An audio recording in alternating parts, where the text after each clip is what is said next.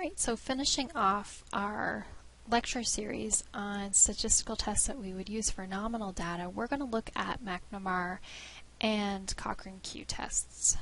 So again, looking on the right hand side under our nominal data, we would use a McNemar's or a Cochran Q test when we have two groups of paired data. And so to begin with, we want to appraise if a McNemar statistical test was appropriate for analyzing data provided in a scientific journal.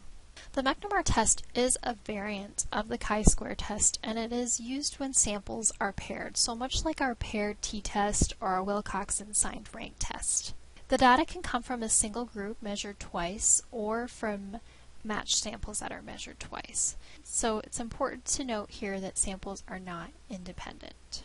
To illustrate this with an example, we have a group of patients with diabetes who has their hemoglobin A1C measured and documented as either at goal or not at goal prior to the initiation of Miracle Diabetes medication. The patients are followed up after 3 months to see whether there have been changes in their goal status. The proportion of patients in each group are recorded in the table below. So we have our baseline and our 3 months later. So for example, we have 80 patients after the study is done that were not at goal at the beginning of the trial, so at baseline, and continue to remain not at goal 3 months later. We have 110 patients who were not at goal at baseline. However, at the end of the study, 3 months later, they are at goal. We have 75 patients who were at goal at baseline. However, 3 months later are not at goal. We have 90 patients who were at goal at baseline and at goal 3 months later as well. So at the bottom here we have a few totals. We have 155 patients who are not at goal 3 months later. We have 200 patients who are at goal 3 months later. Looking at our totals for the rows, we started off with 190 patients who were not at goal at baseline, and we started off with 165 patients who were at goal at baseline. Our grand total for all the patients included in the study is 355. Okay, so first of all, we want to make sure no assumptions are violated. So we have the same patients that are measured twice, and this means that the samples are not independent. We want to state the null and alternative hypotheses. So our null hypothesis would be that there will be no difference in baseline and 3 month at goal proportions. And we could word this a little differently too if we wanted to. We could state, for example, there will be no difference in baseline and 3 months not at goal proportions, but for the sake of this example, we'll word it this way, at goal, but just know that you can change it to the other way too, to be not at goal. And so our alternative hypothesis would be that there will be a difference in baseline and 3 month at goal proportions. We want to state alpha, which is 0.05. We want to calculate the degrees of freedom, which we do in the same way as we did for the chi-square. So we have 2 rows, so 2 minus 1 is 1, and we have 2 columns, so our goal and not at goal. 2 minus 1 is 1, so 1 times 1 is 1. And we want to find a critical chi-square value, and so we would use our chi-square table for this. Okay, so again we're using a alpha value of 0.05, and this time we have 1 degree of freedom, and so our chi-square critical value would be 3.84.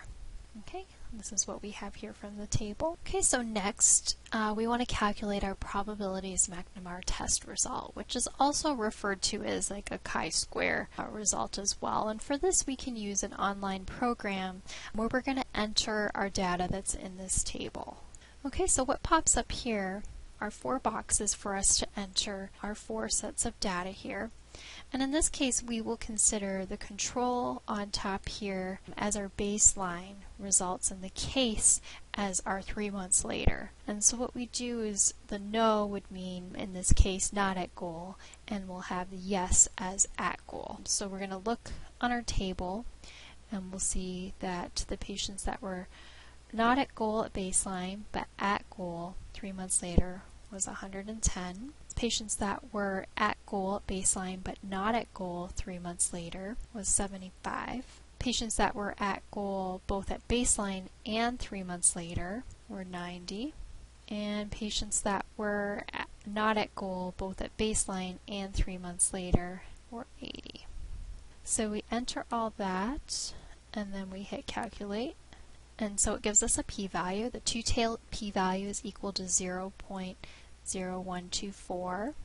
And so since this is less than 0.05, it's statistically significant. It also calculates the chi-square, or a McNemar's test result, which is 6.249.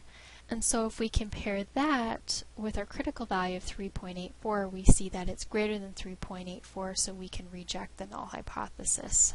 So again, we got a chi-square, or McNemar's test result of 6.62, greater than 3.84.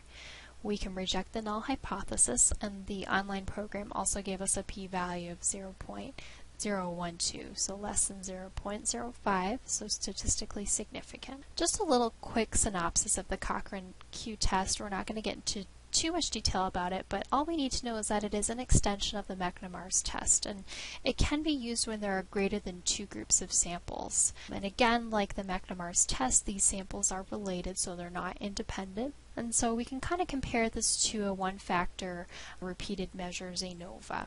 And so this is the end of the lecture series looking at our non-parametric and our nominal types of statistical tests. If there's any questions at all, feel free to contact me at the email listed in course syllabus.